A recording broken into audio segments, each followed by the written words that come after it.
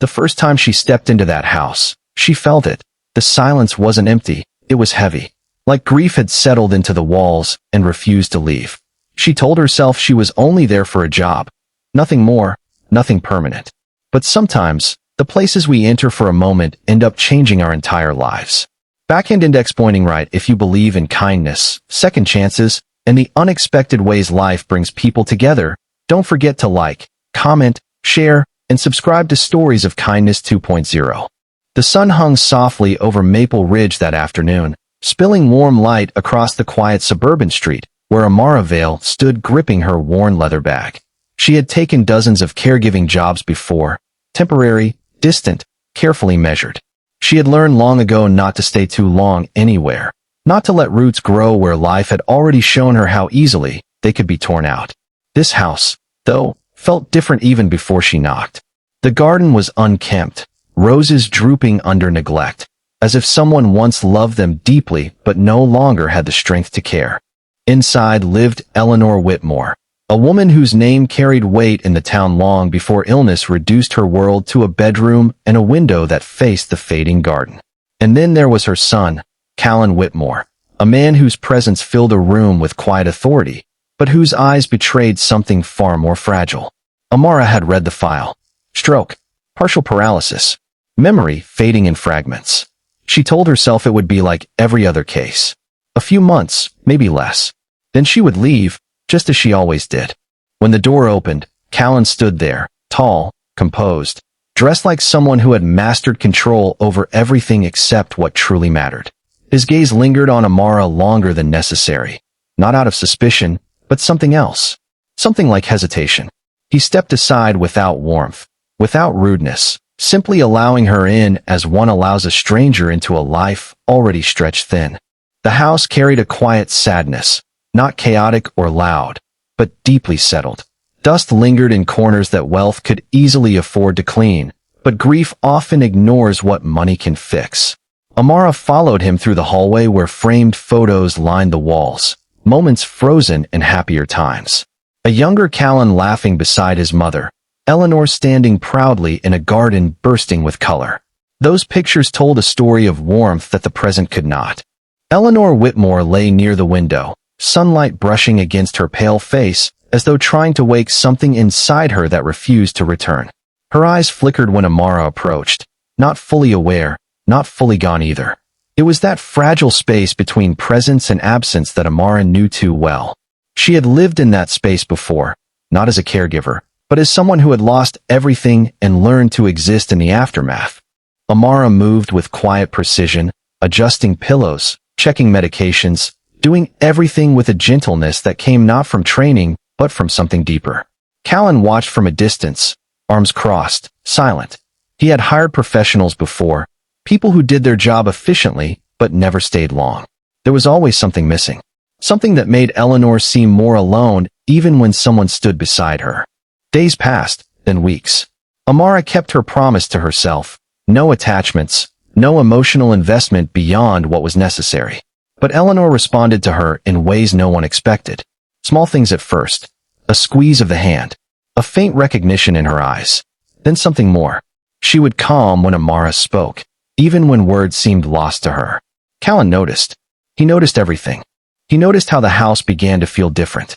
The garden slowly came back to life under Amara's care, each rose pruned with patience. The silence softened, no longer suffocating but livable. Meals returned to the dining table, instead of being forgotten in trays. Even Eleanor's room, once filled with stillness, seemed to breathe again. But Amara kept her distance from him.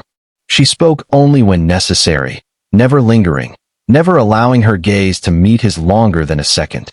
She had learned long ago that closeness came with a cost she could not afford again.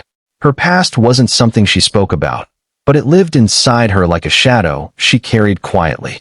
Once, she had loved deeply. Once, she had believed in forever. And once, everything had been taken from her in a single, cruel moment that taught her one thing. Attachment breaks you. So she remained careful, until one afternoon changed everything. The sun was brighter than usual that day, pouring through Eleanor's window. Amara sat beside her, reading softly from an old book she had found tucked away in a drawer. It was one Eleanor used to read to Callan when he was a child. Something about the rhythm of it seemed to stir something buried deep within her. And then it happened. Eleanor spoke. Not clearly, not fully, but enough. A name. A memory. A whisper that broke months of silence. Callan stood frozen at the doorway, his breath caught somewhere between disbelief and hope. He stepped closer, slowly, as if afraid the moment would shatter if he moved too fast. Eleanor's eyes found him, really found him for the first time in months, and in that fragile instant, something returned, a connection that had almost been lost forever. And it was because of Amara. From that day on, everything shifted. Callan's distance began to crack. He started staying longer in the room, watching not just his mother, but Amara. There was something about her presence he couldn't ignore anymore. She wasn't just doing a job. She was bringing something back to life, something he thought was gone forever. But Amara felt it too, and it terrified her. Because this was how it started. This was how walls broke. This was how pain found its way back in.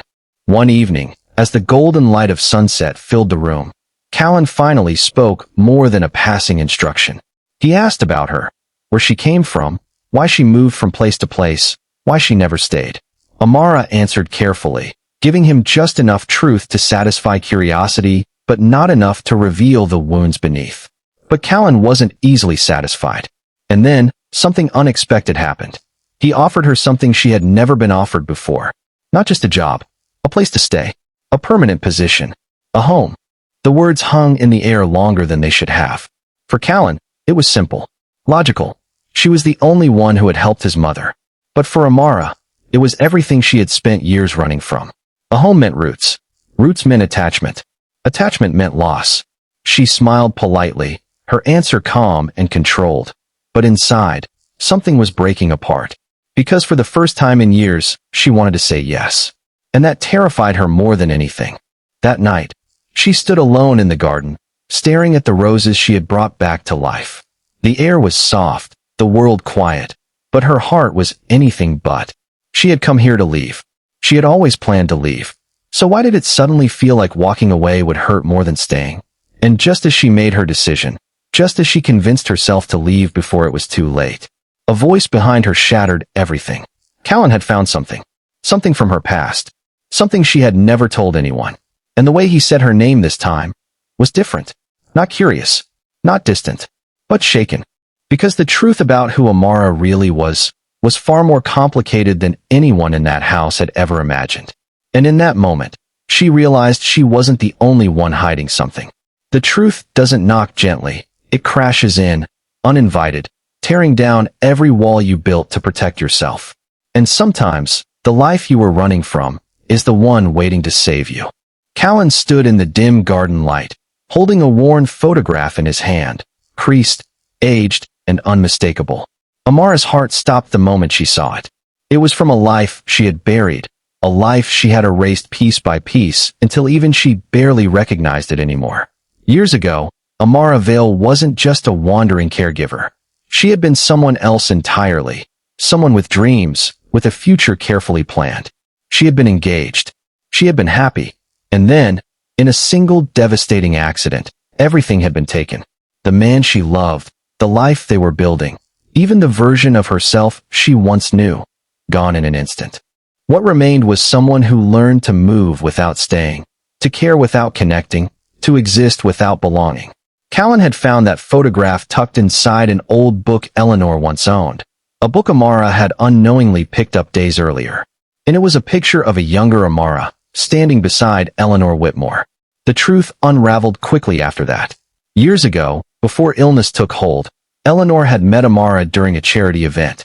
She had seen something in her then, something rare, and had offered her an opportunity. But Amara never took it. Life had pulled her away before she could. And now, fate had brought her back, not by chance, but by a quiet, unseen thread tying their lives together. Callan didn't feel anger. He felt something heavier. Understanding.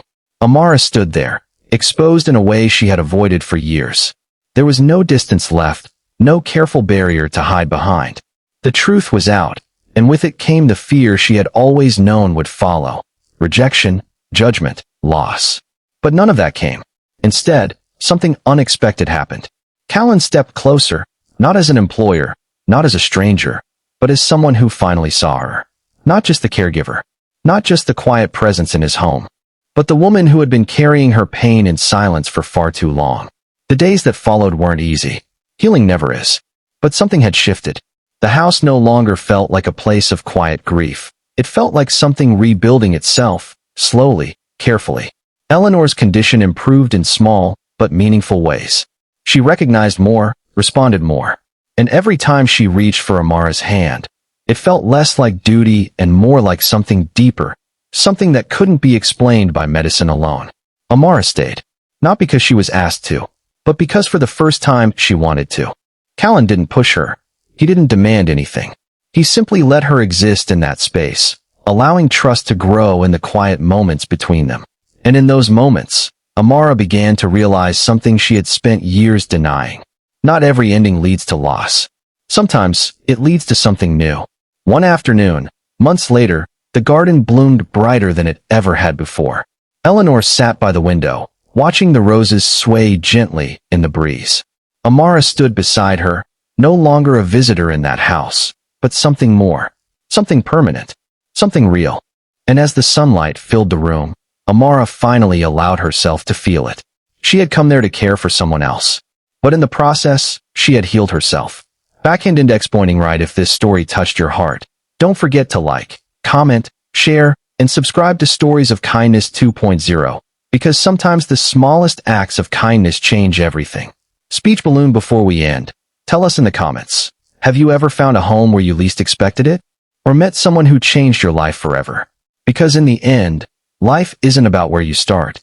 It's about where your heart finally decides to stay.